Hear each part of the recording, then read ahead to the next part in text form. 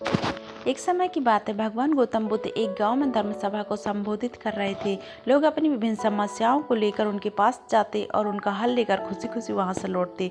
उसी गांव के सड़क के किनारे एक गरीब व्यक्ति बैठा था तथा महात्मा बुद्ध के उपदेश शिविर से आने वाले लोगों को बड़े ध्यान से देखता था। उसे बड़ा आश्चर्य होता कि लोग अंदर तो दुखी चेहरे लेकर जाते, लेकिन जब वापस आते तो बड़े खुश और प्रसन्न दिखाई देते।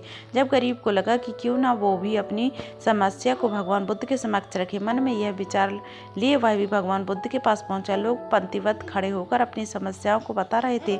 जब उसकी बारी आई तो उसने भी सबसे पहले महात्मा बुद्ध को प्रणाम किया और फिर कहा, भगवान, इस गांव में लगभग सभी लोग खुश और समृद्ध हैं, फिर मैं क्यों गरीब हूँ।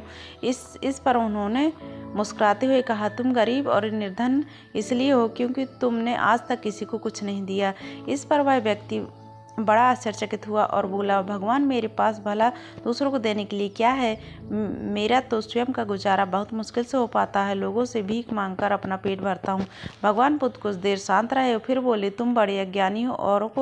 औरों के साथ बांटने के लिए ईश्वर ने तुम्हें बहुत कुछ दिया है। मुस्कुराहट दी है जिससे तुम लोगों को आशा का संचार कर सकते हो। मुख दिया है ताकि लोगों से दो मीठे शब्द बोल सकते हो, उनकी प्रशंसा कर सकते हो। दो हाथ दिए हैं, लोगों की मदद कर सकते हो। ईश्वर ने जिनको ये तीन चीज़ दी हैं वो कभी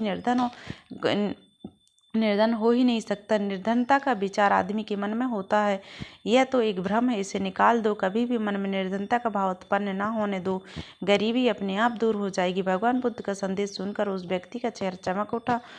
उसने उस उपदेश को अपने जीवन में उतारा जिससे वह फिर कभी दुखी नहीं हुआ।